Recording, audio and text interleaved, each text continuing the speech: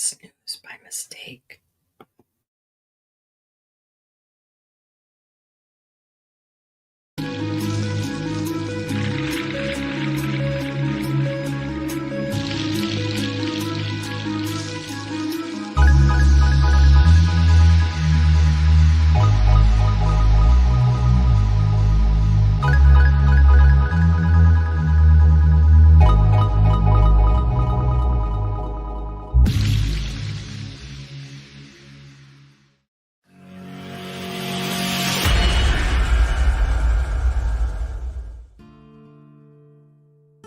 Welcome to Meet the Author, where you can join in on insightful conversations with best-selling and award-winning indie published authors. Your hosts today are Rob and Joan, who themselves are indie published authors, book publicists, and paranormal investigators with Tampa Bay Spirits, based in Tampa Bay, Florida. Thanks for dropping by. And now, on with the show. Hi, I'm Rob. And I'm Joan, and we're really glad that you decided to join us today, whether you're watching us live or if you're watching us later on or listening to us later on. We're really glad that you decided to be in the audience. Chris Chrisman said, good evening, Rob and Joan. Welcome, Chris. Guy. Looking forward to a great show. Thank you, Chris. Joe Conjal. Hi, Rob and Joan. Hi, Joe. Paul Hollis says, good evening, Rob and Joan. Good evening, Hey, Paul. George Dismuke says, okay, put your hand over your heart and face Texas because your favorite Texan BS artist is here. Well, there is truth in that statement. Love you, George. And hi, Nadine. We know you're there. And the Poochies, too. The great woman behind the great man. Chris Chrisman says, hi, Rob and Joan, and welcome, Guy from France. I know, God bless him, staying up so late to be on our show. Holy. Marjorie Daring said, I'm glad to be here for another great episode. Thanks, Marjorie. We're so glad that you're here. Yeah. I think maybe we're as cold as you are today. Maybe. I got to wear... We don't have the snow, though. A sweater. We have sand. Fashion boots. We have sand. It was a great day for me. I don't know whether that counts. Sand? Sand, yeah. No. No, I don't think so. Nope. Okay. Well, episode rewind this Saturday. Like almost every Saturday. Actually, like every Saturday at 5:30 p.m. Eastern Time. Right here where you're watching right now, you can catch old episodes of our show. This coming Saturday, December 7th, is Dr. Bruce Farmer's episode. And the next live next week will be December 11th, and that's Terry Parlato. And Watch Your Back is her novel that releases on December 24th. And day before Christmas. Yeah. Christmas Eve. Christmas Eve. So she's going to tell us all about that. It says, amid a bleak Boston winter, a recently married couple find their lives and their relationship unraveling after a series of deadly accidents. In this brilliantly twisty domestic thriller, perfect for fans of Stacey Willingham, Greer Hendricks, and Megan Miranda. Sounds good. So Marjorie Deering says we're at 11 degrees right now. So, okay. I stand corrected. We did make it into the 70s today. But it was cold this morning. But it was 39. 39. So yeah. That was cold. That was freezing for me. I know it's not literally. Yeah. Chris Chrisman said, oh my God, 17 degrees overnight for Weeper. Okay. Okay, you guys. You win. You win. Yep, you win. Sorry. I thought we were cold. Yeah. In the Magnolia Bluff Crime Chronicles world, pick up Justified Homicide by Kelly Marshall. That was the November entry. Mm-hmm. Up next on December 20th is Jinx Schwartz's book. I'm not sure what the title is going to be yet. Do you remember? Mm-mm. I'm not sure if she settled on Joe, the title do you yet. remember? Joe might remember. Joe might remember. What Jinx's new book is called. I know it's something catchy, but I can't remember what it is. Mm-mm. At any rate, that'll look for that December 20th, the next one for Magnolia Bluff Crime Chronicles. We have an exciting show tonight. Yes.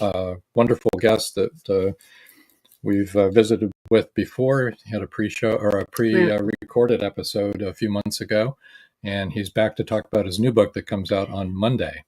But Joe Conjo said, you guys are breaking up a bit. Is it just me? I don't know. Are we breaking up with everybody else? It seems fine here. And Dave Murray is here. Hi, Dave. Hi, Rob and Joan. We're supposed to get a foot of snow, and they are breaking up. Uh-oh. Okay. Chris Chrisman said it's a shaky internet, Joe. Are we breaking up for everybody else?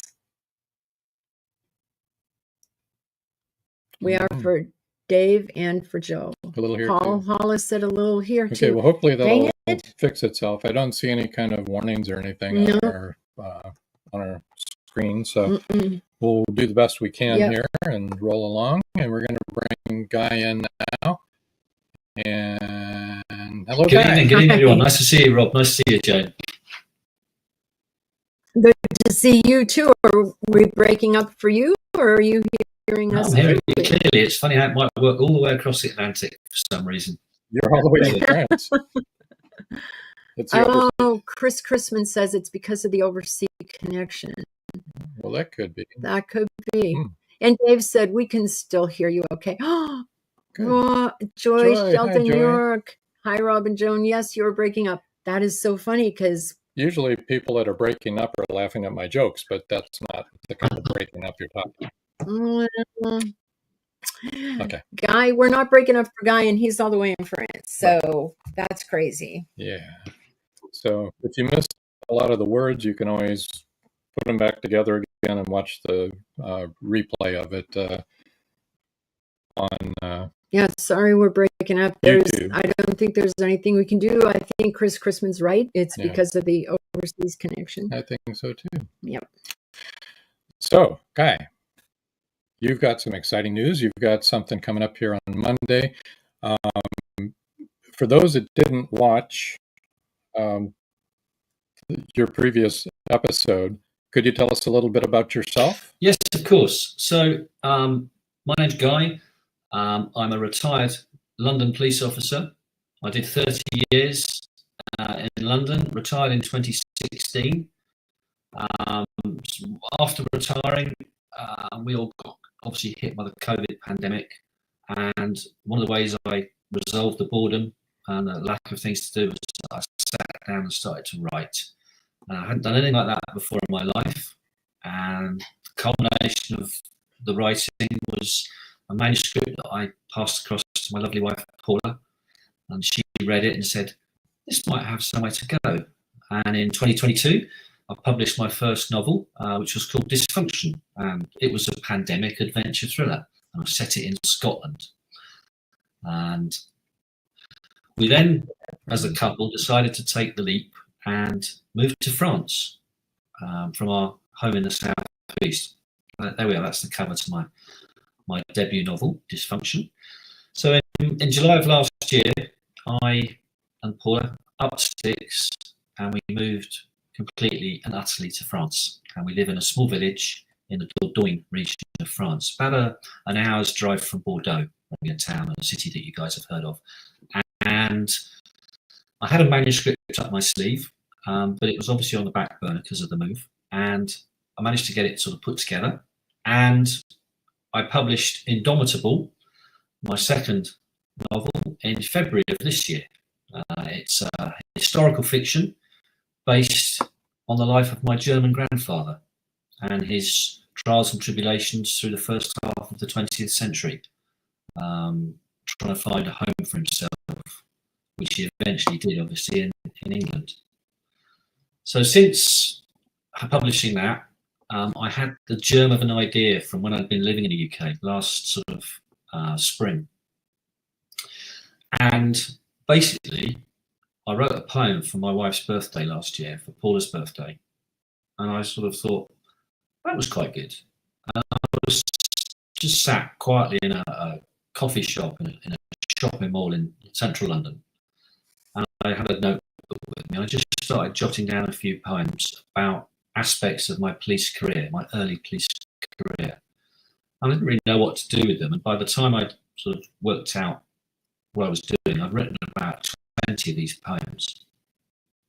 And I thought, well, maybe I could just put a book of poems out. And then I thought, what about if I sort of some of the stories and anecdotes that I've got, each of the poems, so each topic, each poetry topic, I put that into a chat.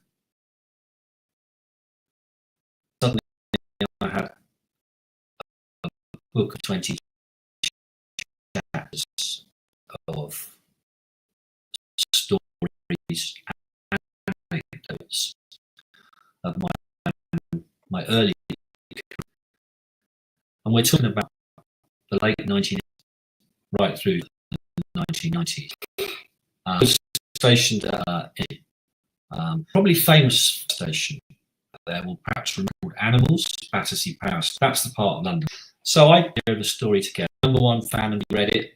This isn't bad at you pushing it because it was good because I'm already working on another fiction about it in a while. But I said, well, we could put sort of just my in people's. So I went ahead and I've gone ahead and put this book together. And as you quite rightly said, I've entitled it On the Beat, and it's published on Monday the 9th of December at midday. It'll be available on Amazon as a paperback and also as a Kindle version.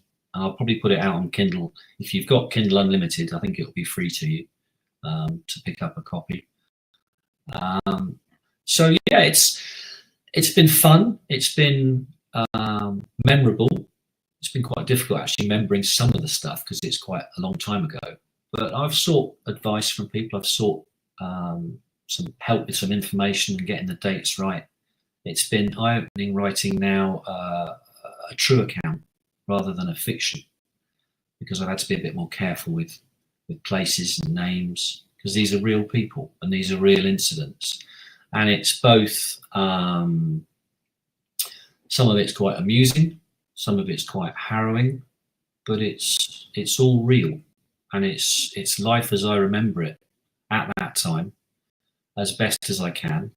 And it gives, I hope, an insight into the work that a beat duty police officer in London at that time, what we would get up to, what our day, our work, our duty would involve, the variety and the complexity sometimes of our days, mixed also with some downtime and some fun and some wind-ups and some joke playing, which was all part of the life that I led at that time. And it's been really enjoyable. I've had a lot of support from the group of people that I worked with in those days. I'm still friends with a good number of them, sort of 35 years later.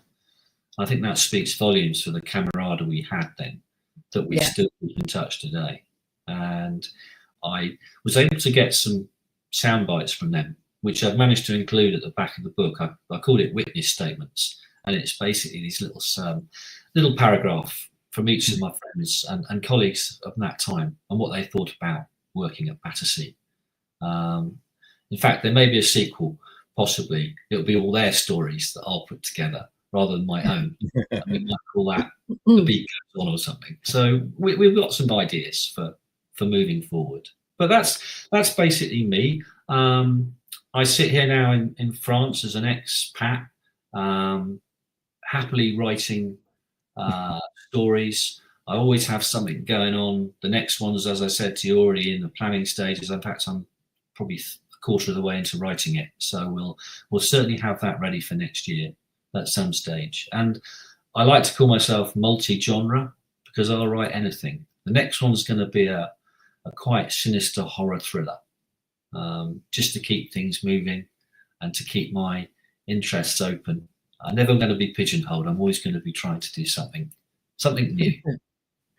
So Joe Conchal said he likes the simplicity of that cover, a very cool look. Yeah, it looks great. Thank you very much. Connie Clary says, hello, everyone. Hey, everyone. Hi, Connie. Glad you made it. Chris Chrisman said, I wonder, the closed caption is working so good. If guys spoke in French with the CC translated, I wonder the same. Chris if my Crispin French wants was that, to go ahead. Answer him. if my French was that good, I would happily speak in French to you. But sadly, I'm learning. Might but be it's, more confusing. well, it's not conversational French as yet. I could probably get by to order a coffee or a beer, but beyond that, I'd probably be struggling, if I'm honest. Chris Chrisman said, "Is it hard or easy being an expat in France?" It used to be when the United Kingdom left the EU and we had our Brexit vote. We're no longer members of the EU, so as a United Kingdom citizen, British citizen, it is actually quite complicated now to live in France. You have to come here with quite a lot of financial backing, and you have to show the French government that you're going to be able to live here without need for their welfare system initially. And then you can, once you've been here for 5 years, you can apply for residency. But yeah, it's not as easy as it used to be. And so yeah, you just have to. The French are pretty bureaucratic, as probably most countries of the world are now, and you have to jump through a few hoops and fill in an awful lot of forms. But it's doable. You just have to take everything in its stride, and you can do it. But yeah, it's not as easy as it used to be. That's probably the best way to say it. So Marjorie Deering writes horror, and she said, "Uh-oh, horror, another writer who likes to dabble in that genre." Yes, we all like a little bit of competition, though. It makes it fun. Trouble with me is I won't stick to horror. I'll move on to something else. There might be a romance in my arsenal of stories at some stage. I don't know. I just whatever pick I go for. Have you ever read a romance book? I have. In fact, there was a lady in a writing group that I joined, and she asked me to proofread her book. It was quite salacious. It was not what I expected from her, and I had to sort of point out. So I said, "You've made a middle-aged man blush." To be fair, I was quite surprised. So yeah, I think as an author, you probably have to look your friends very carefully in the eye if you wrote a sort of steamy romance. That might be quite difficult. So I'll be wary of that, I think. There you go. There you go. Yep, but they can be quite spicy, as we like to say. Yeah. Salacious, of course, is the correct word. But yeah, I was just wondering because it's different. Different than what you've written. Definitely. For real. I mean, let's to go through that again. Dysfunction. What would you do if a government lockdown was effectively imprisonment? Indomitable. Born to one country, his heart belonged to another. A quest for acceptance at a time of war and hatred. Mm-hmm. And then now on the beat. Stories from policing. But this one is different because it's autobiographical. It is not a fiction. This is a nonfiction book. Yeah, it will stand alone. It will be, when it comes to somewhat my list of titles, it won't be a fictional novel. It'll stand on its own. Chris Chrisman said we can write romance novels using a pen name. Well, this Guy Robin is a pen name. But they'll still know my friends will still know it's me. And Chris Chrisman says, great covers. Yes. Thank you. Well, especially since you're showing your face on video here. Even those people who are not your friends will know that it's you. I knew I should have worn a balaclava. There we are. Yeah, that's right. Chris Chrisman said, is nonfiction harder or easier? Was it harder or easier for you to write?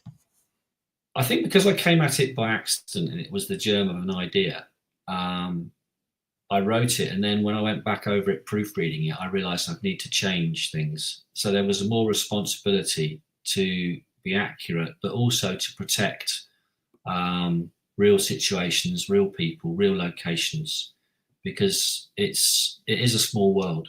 and you don't want to offend or upset people unnecessarily. So a bit more of a responsibility to put down a collection of stories that protect the innocent, protect those that aren't involved. A different set of rules, if you like, I suppose, when you're writing that sort of thing. And we went through it, Paula and I, and sort of said, let's just take that name out and let's just take that particular. I mean, there's plenty of street names in there that are real street names. There's plenty of tower blocks that are the real tower blocks, but I've changed some because I just felt it was necessary. So yeah, I think responsibility would be the word I'd say. A different responsibility. Well, let me tell you something real quick, then we have to go to our first commercial. But one of the books that we wrote, we had the mob in it, all right? And we used to live in Chicago, and I was in the mob. No, he wasn't. But one of my best friend was married to someone in the mob, and I didn't know that. And I used to go to their restaurant all the time. When it was closed, their Italian restaurant, when it was closed down, it would just be La Familia, which is Italian for the family. So it was just the family. And we used the name of that restaurant, and then I found out, and we used the name of that restaurant and what it looked like on the inside in our book, because I thought nobody will know. Who's going to read this book? Nobody will know. The mob will never know that we actually used that restaurant in the book. Yep, somebody said, oh, I'm not going to say the name of the restaurant, but she said, I go there to eat all the time. You described it perfectly. And I was like, oops. We need to take our break. No, but that goes to your changing names. Might have been smart if I'd used a different name. Yeah, for sure. Yeah. We need to take our break now. We'll be right back. We'll be back in a few minutes. And there's a lot of comments. We'll get to you. Comments. We'll catch those, and you're going to be reading to us too. So don't go away, folks. This novel, set against the backdrop of the English Civil War, explores love and survival amidst the chaos of war. It combines historical events with personal narratives, highlighting the impact of conflict on individuals and families. England, 1642. When bloody civil war breaks out between the king and parliament, families and communities are driven by different allegiances. Red Winter Journey is a sweeping tale of adventure and loss, sacrifice and love, with a unique and unforgettable story of a mother's love for her son at its heart. A historic journey of twists, turns, and a dash of spirited passion. I finished reading the book a couple of days ago. It was a great read. The plot was indeed compelling, and I loved the conclusion. What I particularly enjoy in Paul's novels is his vivid recounting of historical details as to the social and cultural sides at the time. His characters are very likable and relatable. It's 1919, and Eric Laska returns from the war in Europe. Two new enemies await him in the small, coal-mining town he calls home. One is a threat to his relationship with Rebecca, the love of his life. The other, a bloodthirsty beast, is stalking the mining town residents. The townspeople suspect Eric of one of the killings. An old man and Rebecca's 11-year-old sister have seen the beast, but only Eric believes their story. To protect the town and clear his name, he's forced to prove the werewolf exists. Available on Amazon. The Horror Within by Marjorie Swift Doring.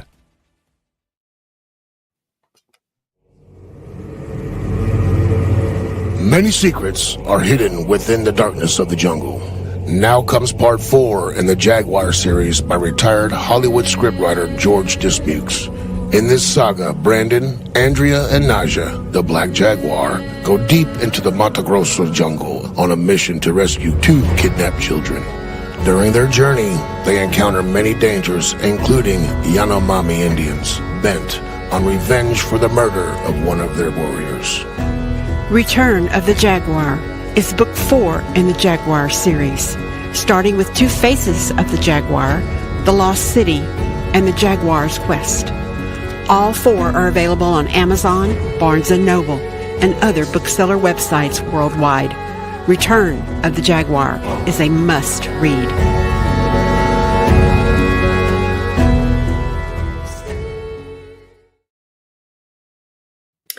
And we're back. Before you read, let's get to these comments here. Let's see. Okay. Everyone says the interference has cleared up. Maybe it was solar flares. I don't know. Or moon flares. George Dismuke says, which sells better for you, fiction or nonfiction? Well, he doesn't know yet, George, because the book doesn't come out until Monday.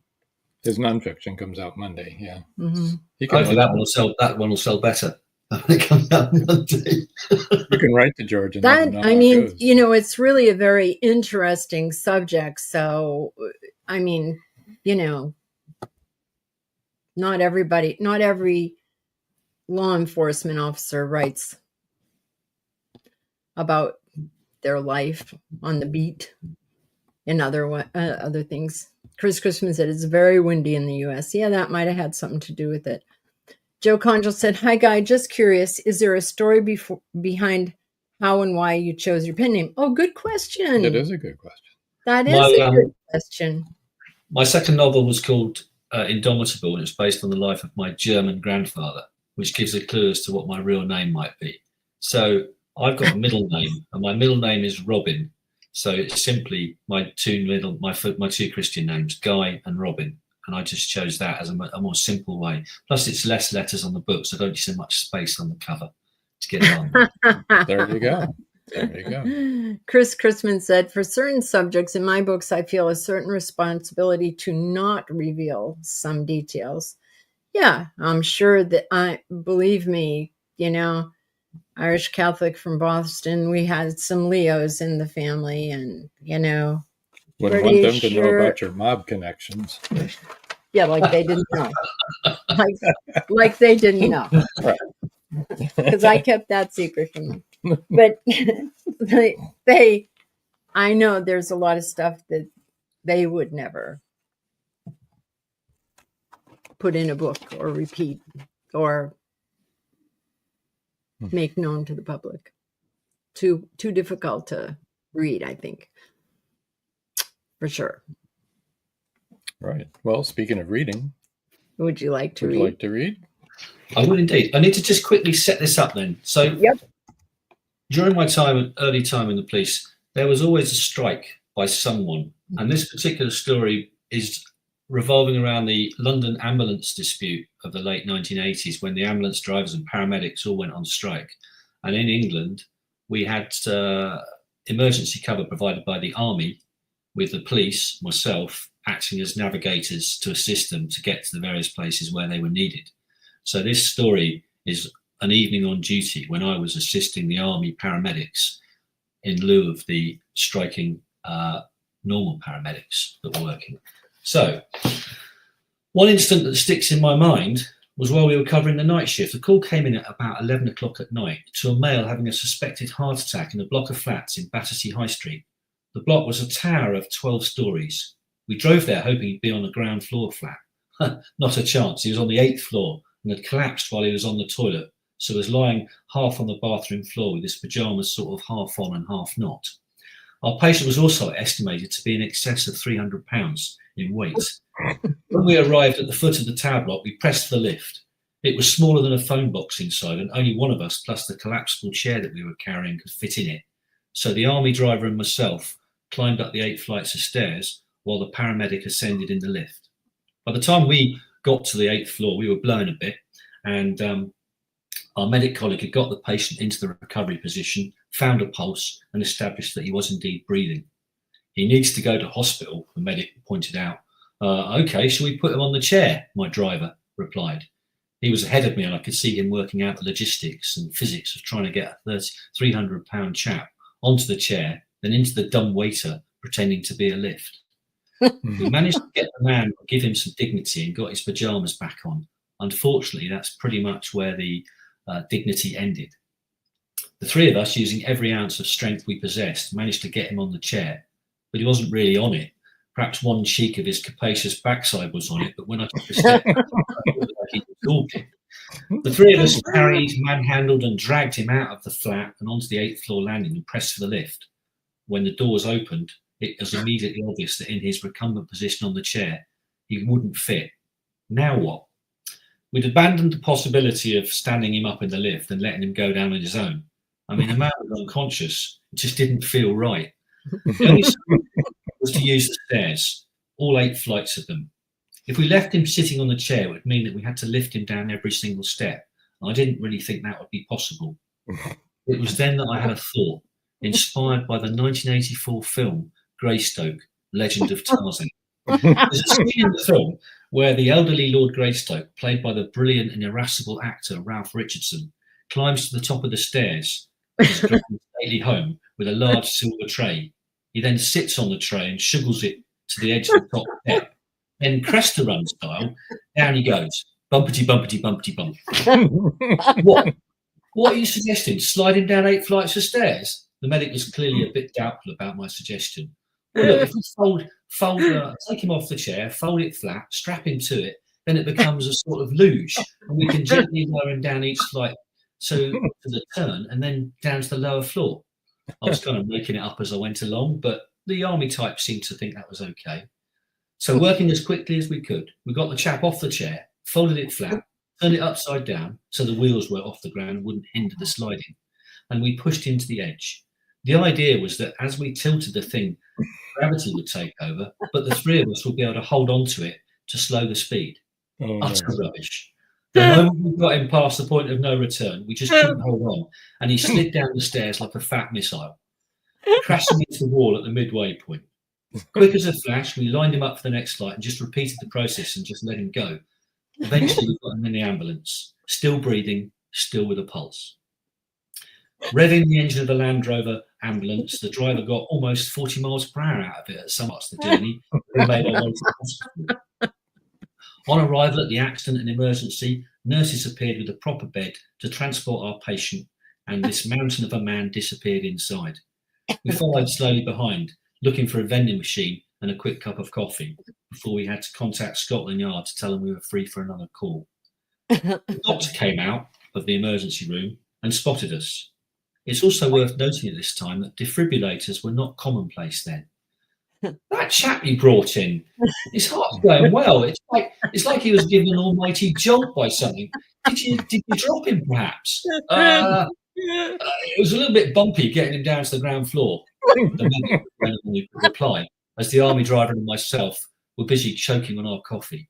The man from the tower block in Battersea High Street survived his heart attack and his brush with the police and army ambulance crew that night.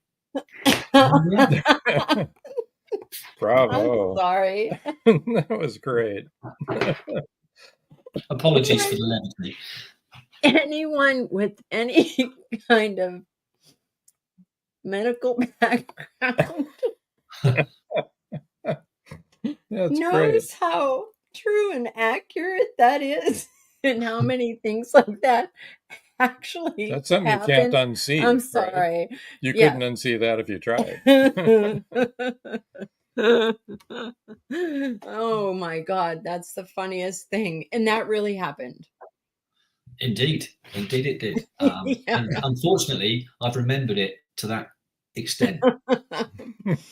And I mean, that does happen to so many people on the toilet. I mean, that's a very real thing. You vag out.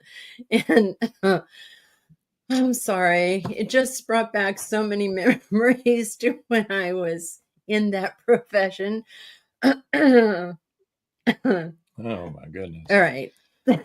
So back to some comments. Boy, if that doesn't get someone to buy the book, I don't know what would. What other kind of stories we got in there? Said, he seems to have had a little bit of a jolt. A little bit of a jolt. Yes, a little bit. Try 8 floors on a luge. Oh my goodness. Okay. All right. Here's Chris Chrisman. There's a lot of comments. Chrisman says, Guy, are you a plotter or a pantser? That's a good question. I'm a bit of both, really. The first couple of books, certainly the first book, Dysfunction, was very much by the seat of my pants. A bit more planning went into Indomitable. This one was a germ just of an idea of poems, but the one I'm writing for next year, I've got a storyboard. I've got it all up on the wall behind my computer. I've chapterized it. I've got an idea. I've done the research and visited the locations since I've been living here in France, because that's where it's going to be set. So, yeah, I think I've adapted my writing style and the way I research and the way I prepare from the first one. Maybe I wouldn't say make it any more professional. I'm just changing how I go about this particular one. It may be that the next one I write is again back to being seat of my pants. We shall see. Now, this one you just read from your new book, I want to make sure, and you kind of told us before, it's not all funny. No. It's not all funny stories. No. It's also some very serious stories. I'm glad you chose a funny one. Yeah, thank you. There is definitely some harrowing stuff in there. I seem to join the police in London at a time when we were going through an awful lot of major incidents that seemed to come one after the other. And it may not be news or may not have reached across the pond to you guys, but we went through a tragedy at King's Cross tube station where a fire killed an awful lot of people. We had a pleasure boat on the Thames, River Thames, that was hit by a dredger, a big boat, and a lot of people, partygoers, were killed on that boat. And the Marchioness was the name of that boat. We were still being targeted by the IRA, who were bombing London at that time when I first joined. So we had to deal with the outflow of results of bomb explosions on a fairly regular basis. On my particular patch, there was an incident where two trains collided during the rush hour at Clapham railway station, the Clapham rail crash in 1988. 37 people lost their lives, and we were boots on the ground for all of those incidents. So there's an awful lot of stuff in there that and I say in the book, in life, when you see trauma, when you see things of that nature, there are things that you can't unsee. They're with you for life. And I've, albeit that extract had a lot of levity, my other stuff, the other stories, in amongst all the light-hearted stuff, there is some harrowing stuff. And in the 80s, there was very little in the way of mental health support. The mental health support that you had in the police at that time was go for a beer after work with your colleagues. And that was how we unwound. And we developed quite a dark humour in a way to relieve that pressure. Yeah.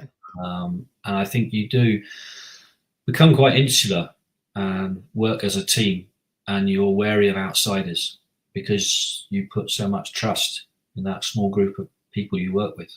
And as such, you find outside elements difficult to deal with. And I think it affects both yourself and your family. When I was first in the police, I was a single man, 21 years of age, 3 years from leaving school. And it doesn't really prepare you for some of the things that you were faced with. And I was supported by people with, at the time, they appeared to be police officers that had been doing the job forever, but they were probably, in hindsight, only 5 or 6 years older than me.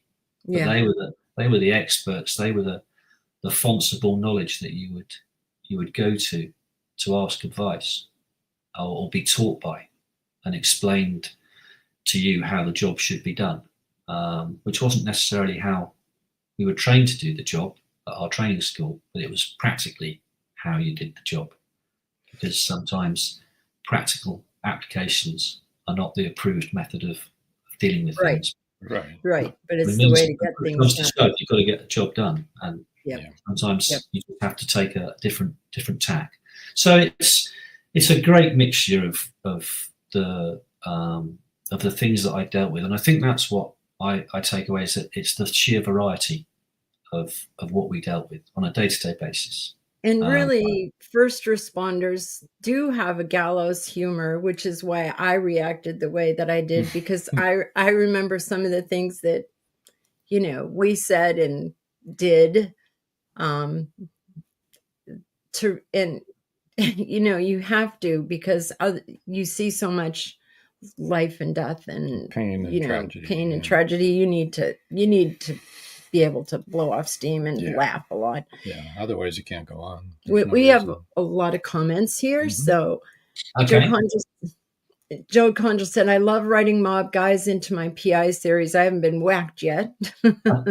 Yeah, so I don't have to worry about, I almost said the name and I won't.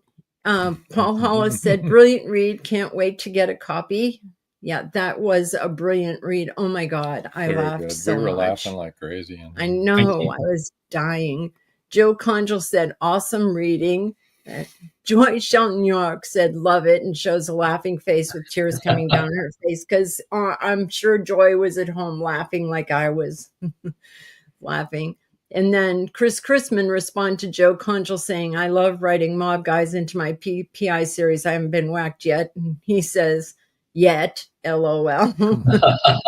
Hey, wait a minute. And then Chris Chrisman said, you paint quite a picture, guy. Oh, it was brilliant. That was great writing. Oh, because put us right there. Yes, because you can tell that story when you're talking, and it's easy to make it funny when you're talking, and put people in the moment.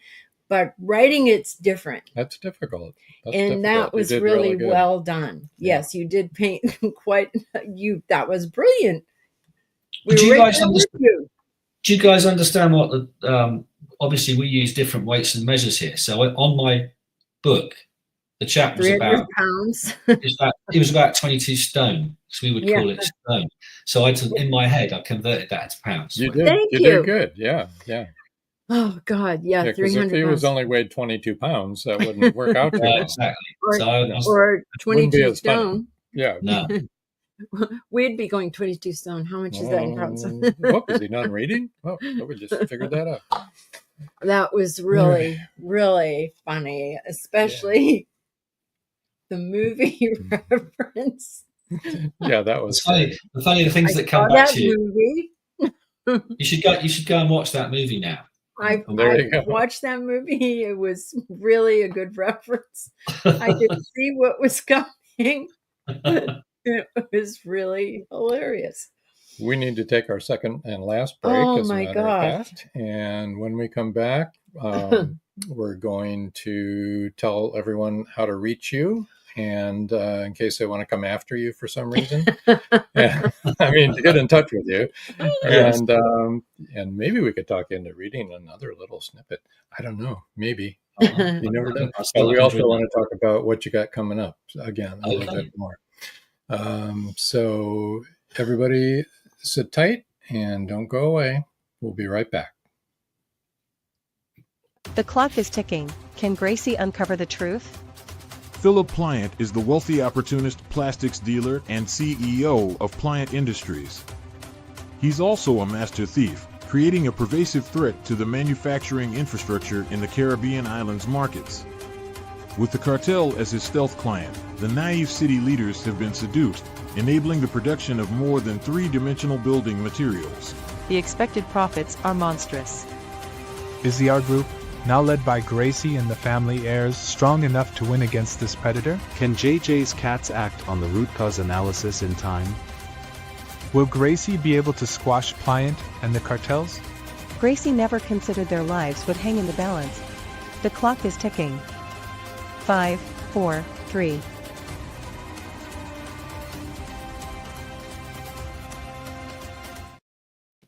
Have you wanted to publish your story? Have you thought about self-publishing?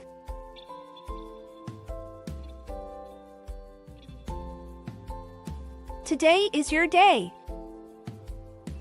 5-star Amazon review. Self-publish your ebook on Amazon for free in 2024. This ebook is available on Amazon by Becca L. Jones.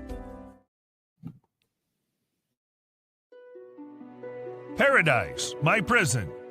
Charlie Flint awakens from a deep sleep and finds himself alone on a tropical beach surrounded by a palm tree jungle and exotic animals. He cannot remember who he is or anything about his life. First, he must find food and build shelter and protect himself from hidden dangers. As his memory gradually returns, it reveals what a very flawed person he is. A man who made too many mistakes, made too many enemies. The implications of the truth are staggering. How did Charlie get there? And will he save himself? Paradise, My Prison is the riveting new suspense thriller from retired Hollywood scriptwriter George Dismukes. Paradise, My Prison by George Dismukes is available in jacketed hardcover, softcover, and all ebook formats worldwide. And we're back. Yeah, indeed. Yes, let me bring up where you can reach Guy.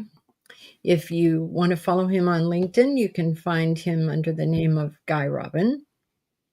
Just search him. Yep. That's And funny. Search a cop. and then and then on Facebook, look under Guy Robin Author. And on X, it's at Guy Robin _author. Oh, and I should be spelling all this for those that are listening and not watching. It's GUYROBIN _author.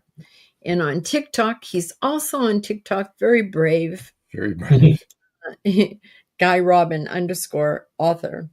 Well, that's good though, because I think that's a place where you can reach the young people. You know, they're all on TikTok. You're not on Instagram? I'm on. I think I'm on. Yes, I'm on Instagram as well as at Guy Robin _author. Okay. So all the sort of meta-based, Facebook-based stuff. But TikTok was down to my nephew, who came to stay in the summer, and he said, "Oh, Uncle Guy, why don't you get onto TikTok?" I said, "Well, how's that work then?" And he kind of showed me, and I'm not really that confident on there, but it's a place to dabble and have a play and put some videos up and reach a few more people, different people. More people and talk about what I do and I found a little bit of traction, a little bit of support. Well, that's been very welcome. So I'll keep going with it and do that reading on TikTok. Yeah. I've got to get the confidence. Yeah, I've got to get the confidence to read like that. The attention span of the young on TikTok is I've got to make a reading no more than about 30 seconds. They don't have longer than that. It'd be hard to dilute that to 30 seconds and get the full impact. No. The first 30 seconds would be something they'd want to tune in to get some more. So, might be enough to hook them in, Yeah. Worth a try. Well, definitely. Oh, I think the picture of the guy going. Oh my goodness! Because also you're thinking in terms of physics. Yeah. As to how fast somebody that weight can go, given the right angle. Well, it was the madness thinking we could hold on to him, the three of us, once we go. Not to mention, you guys had already had to hike up 8 flights. Yeah. You were pretty well exhausted by the time you got up there, That was pretty much at the start of that shift as well. I think that was the first call we took that night. Oh boy. So it was. I think we need to. Our son-in-law is a nurse, and he's now in administration.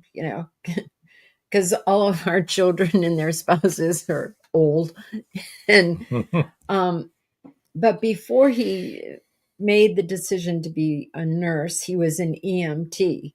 So he, in particular, will get a real, because, he has stories about different ambulance rides. And he would really, really love, we've got to get him that little snippet and let him. Yeah, we'll do that. let him hear that, because believe you me, he will really relate to that and enjoy it very much. Not that he's ever had to lift up a 300-pound pig. Oh, wait a minute. Yes, he has. So yeah, he'll really get. And just think of all of those EMTs and nurses and doctors that are listening to that. They're going to really relate to that big time and understand exactly. Big time. Yeah, big time. Very big time. Oh, we've got a comment. Yeah, that was hilarious. Yeah, Paula said, I wouldn't have wanted to be on the downhill side of that stretcher. Right? Yeah, if only it had been a stretcher. But anyway, Paul, actually, weren't you running around after some of those people that were blowing up London at the same time? Was that in the 80s, or were you there? You were there during the time of the Troubles, right? Because Paul, field agent, he's written about it in his Hollow Man series. So yeah, and I know he was in London for a while. It just all seemed to be happening at that time. It culminated in you had the bombs going off. We had these major incidents that just couldn't. I remember turning to a more experienced senior sort of serving officer to me, and I said, "Is this normal?" And he went, "No, we seem to be being hit by these major incidents and things happening sort of one after the other." I think we had the Clapham rail crash, which killed these people, and then 2 weeks later, an RA bomb factory was discovered on our patch as well. So it just felt like we were bouncing from one really serious major incident to another. Paul was there in the 70s. Okay. And it was probably worse in the 70s. I think the indiscriminate bombing in London was much more serious. And we were just at the very end of it. We had things like there was a bomb in the city of London at Bishopsgate, and there was a bomb at South Quay, which is one of the old docks areas on the Isle of Dogs in London. And these were probably the last RA bombs that I recall going off. But we also had lots of major, and there are chapters about it in the book, the Wapping print dispute, which was between Rupert Murdoch's newspapers and the print worker unions, because he'd relocated and automated his factory and moved away from Fleet Street. And it caused quite a lot of trouble for quite a short period of time, but it got quite violent for a while. So obviously we as police got bussed down there to deal with that. And every year we'd have the Notting Hill Carnival, which was a fairly major event in London, which could cause, and usually did cause, quite a lot of disorder and problems. So there was always that to deal with. And there's just chapters about those different bits and pieces. When you're working in a part of London like I was, you'd also get bussed over to different parts of London where you were needed to cope with something else. It may be like a major sporting event up at Wembley Stadium or down at Twickenham where they play rugby, and it might be to police a rock concert or something like that.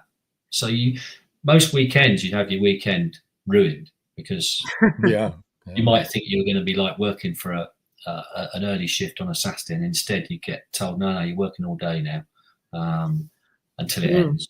At this point, are you glad to be away from it?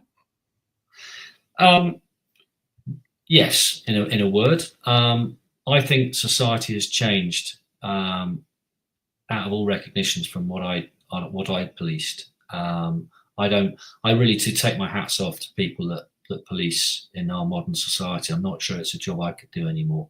I don't recall having mobile phone cameras thrust in my face and cameras being everywhere and people wanting to interfere and get in the middle of you trying to do your job.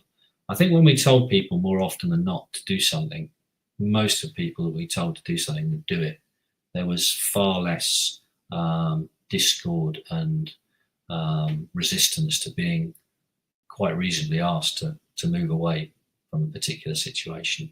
I think In some ways, it's good that society's more questioning. In other ways, it's caused problems certainly for law enforcement. Certainly in England, don't forget we're talking about a police force that didn't carry any firearms. I went out on the streets of London in the late 80s carrying a lightweight wooden truncheon, a whistle, a radio, and a notebook. That was pretty much it. Wearing a very smart tunic with silver buttons, matching pair of trousers, pair of boots, and the helmet that's on the cover of the book, which you all know and love as a beat duty British Bobby's helmet. Yeah. And that was the uniform that I walked out on the streets. And you patrolled on your own. You didn't patrol in pairs. And you didn't get in a car and drive around the patrol. You walked. You walked the beat. That's why it's called On the Beat. And you were given an area. You were given your beat was your particular patch that day, and it might vary depending on the benevolence of the sergeant in charge. You got told where you were going to patrol that day. Do British Leos have to wear cameras? Because most, American Leos have to wear cameras now, body cams. Yeah, they do now. Yeah. And obviously, there are a lot more defensive things. So we didn't have stab-proof or bulletproof vests. We didn't wear body armor at all. Wow. So they have that now. We didn't carry tasers. They've got tasers now as an alternative. They've got pepper spray now, which we never had. The truncheon has long been consigned to the history books, and it's now an extending baton, friction lock baton that they carry, which was just coming in when I finished. So there's a lot more. The radios are better as well. The radios have many more channels, and they actually work. Whereas my radio, depending on where you were on the ground, there'd be black spots where it wouldn't work. The batteries were notoriously short-lived, so you'd be. And then the first time you chased a suspect, the first thing that would fall off your belt would be the radio. Closely followed by your helmet falling off your head, and then you didn't know where you were. You were chasing. Where are you? I don't know. I'm running. Usually you say, hold it right there. And what's their first reaction is they run, right? They run.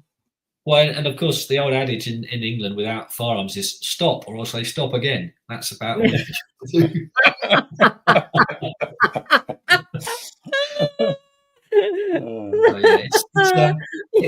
Robert, I'll hit you with my truncheon. Well, there wouldn't be a point in hitting you, break your own truncheon rather than. I mean, if you put it like that, I better stop. Wait, let me take a note about this.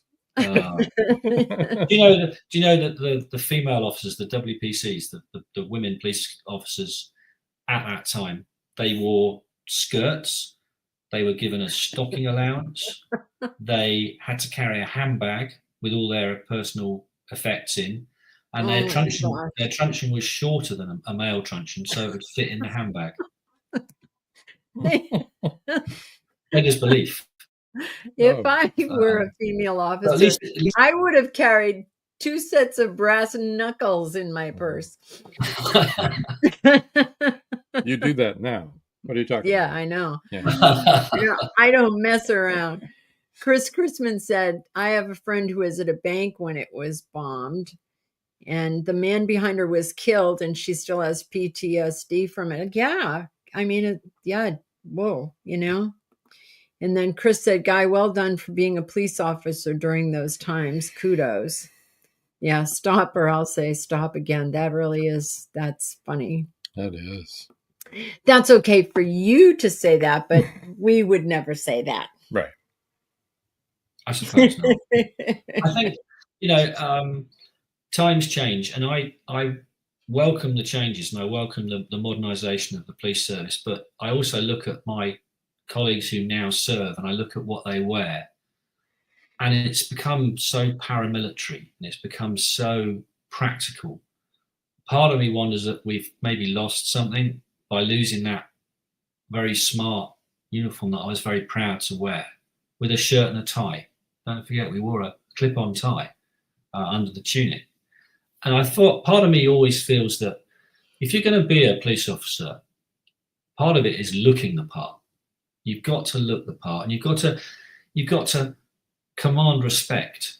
from your appearance to a degree. And I'm quite old-fashioned, so I think it's important. I used to think it was important that police officers their hair was well cut and short.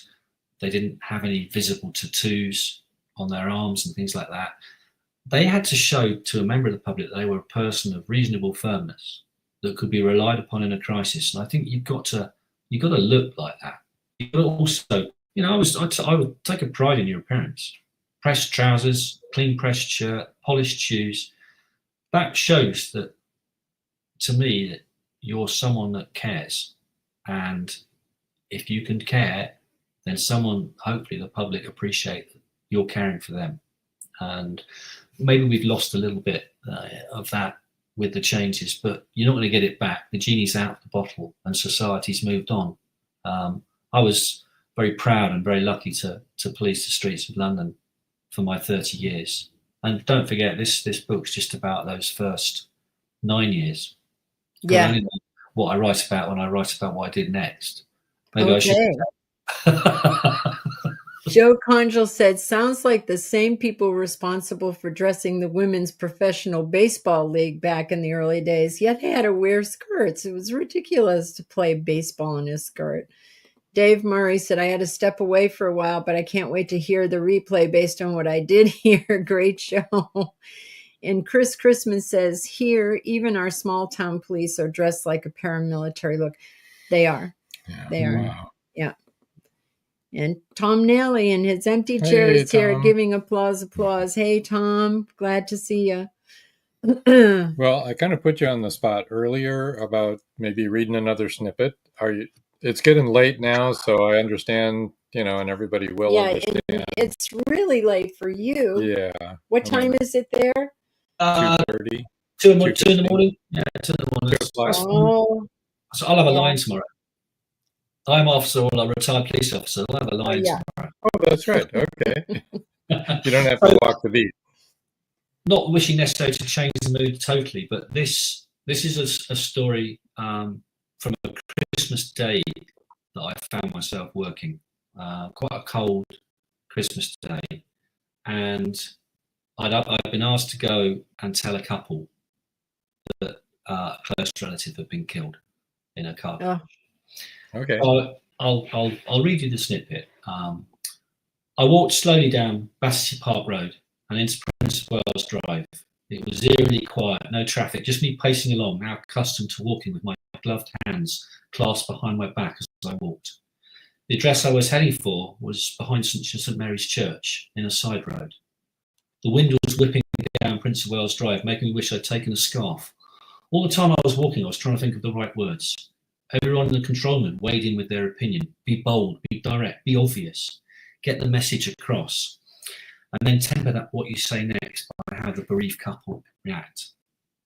The houses in Queenstown Road are formerly large Victorian houses of 3 and 4 stories. Many of these have now been converted into flats.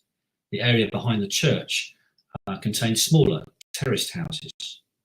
Before I got to the address, I contacted my control room and told them I was going to take my radio battery out while I was letting the parents know that their son had been killed.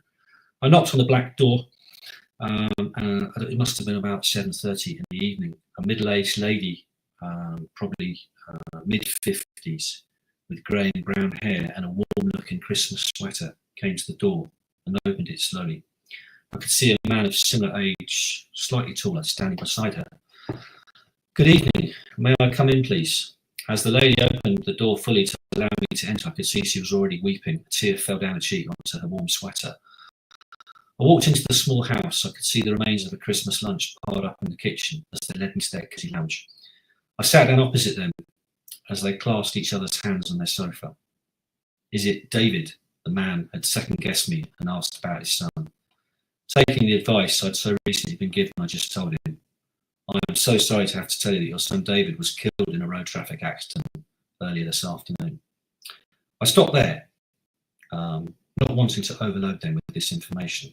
That could come after the initial impact of what I'd said sank in. But they were incredible. They were completely devastated for me to have been the bearer of such awful news, and I was given a cup of tea and asked how my Christmas day had been.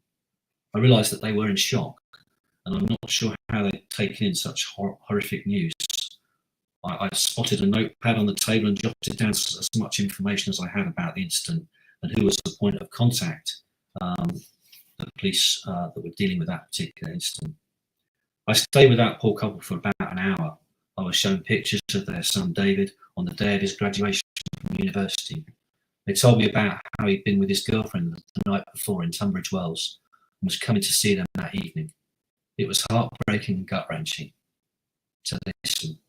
That's all I did. Listen. There we are.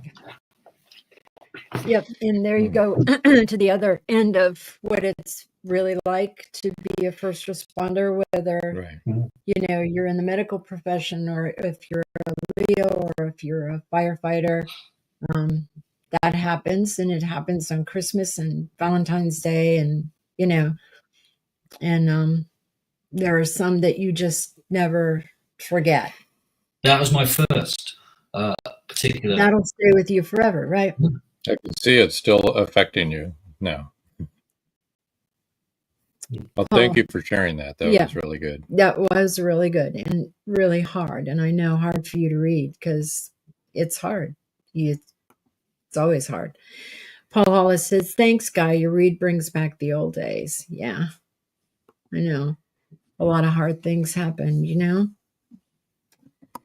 And that is why there's gallows humor, because there's a lot more of that than 300-pound men being on a luge down the steps, But then the camaraderie came into it when I eventually came out of that house on that Christmas day, and it must have been about 8:30, 8:45 in the evening.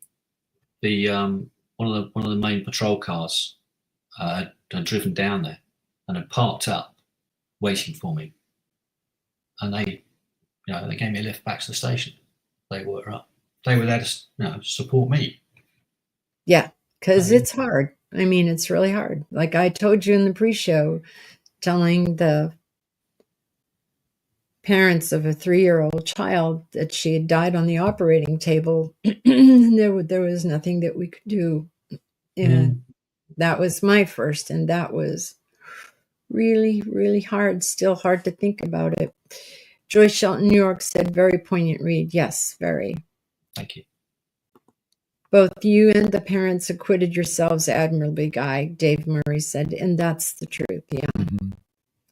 And then Chris Crispin said, you have to laugh. Yes, while crying, he says. Yeah, it is. That is the way it goes. And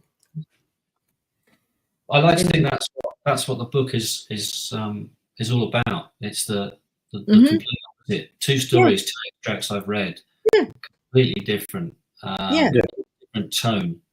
But that was what the work was, and you went from one thing like that to the other. That's the whole cloth. Yeah, that's the whole cloth. That's what it is. Everything in between. Absolutely. Yeah. On a lighter note, is the actual picture of the hat, is that your hat on the cover? Unfortunately not. No, okay. I'm just wondering. That's long been consigned to the bin, I should think. I don't know where it is. You had to hand your uniform back in. Maybe it's in a museum. It's probably in a museum with your name underneath it. You can still get truncheons in museums. There is, if anybody comes to London, there is a very good museum based at what was Bow Street Police Station in central London. It used to be called it might still be called the Crime Museum, and it might now be open to the public. And it's a fascinating look at sort of real exhibits and case studies of some really famous crimes that have taken place in London in the last 100 years. So if anyone's ever in the centre of London, check out the Crime Museum at Bow Street. It's well worth a look, definitely. Chris Chrisman said, getting a reader to feel what you felt is wonderful, Guy. And that's the truth. That's it. There's no greater compliment than to have somebody laugh with you or cry with you. Yeah. That's what we all want to do, right? That's what we want. Thank you. That's the effect. And I did both tonight, laughing. We need to let you go to bed. Yep. Well, thank you. First of all, thank you for having me. Too late, young man. No, thank you so much for staying up and joining us tonight. It's been really great. Really opened the door, for a peek behind what it was like back in the 1980s. Mm-hmm. Thank you very much for having me. Thank you for being on. Yeah. And don't leave after we sign off. There's one more thing I wanted to mention to you. Paul Hollis said, Sure. Great show. Thanks, Rob, Joan, and Guy. Thank you, Paul. Marjorie. Okay. Joe Condrell said, great show tonight. Thank you, Guy. And of course, Rob and Joan. Marjorie During said, it's been so interesting and great fun listening to Guy. Thank you for another terrific episode. Thank you all for being here. We have the best audience in the world. Chris Chrisman said, great show. Thank you, Guy. Looking forward to your book. Yeah. You guys are all Great book. I know our audience is the best. The best. And Joy, thank you for Joy joining us Shelton as York well. said, amazing show tonight. We're going to move you over to the side now. So hold on for just a second. There we go. Hope that didn't hurt. Let's see. What do we got here? We have this Saturday, reminder, episode rewind, 5:30 p.m. Eastern time here in the U.S. December 7th, Dr. Bruce Farmer's episode. I think it's episode 160. And then next week live, we have Terry Parletto. Watch your back. And we're going to talk about that. And other than that, I don't know. Do you have anything else you would like to talk about? Nope, except tonight you laughed and you cried and it was all good. There you go. All right. So I guess until next time. That's all, folks. That's all, folks. Good night. See ya.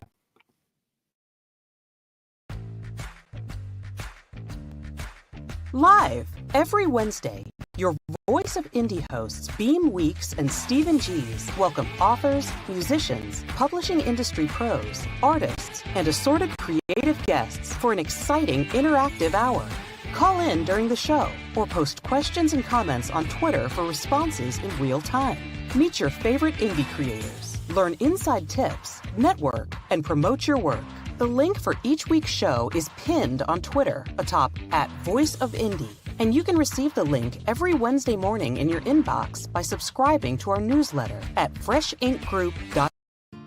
Thank you for joining us here on Meet the Author. Make sure you stay up to date with our show by clicking like, follow, and share. And you can find us on Spotify, iTunes, and more. See you next time on WLFE-DV.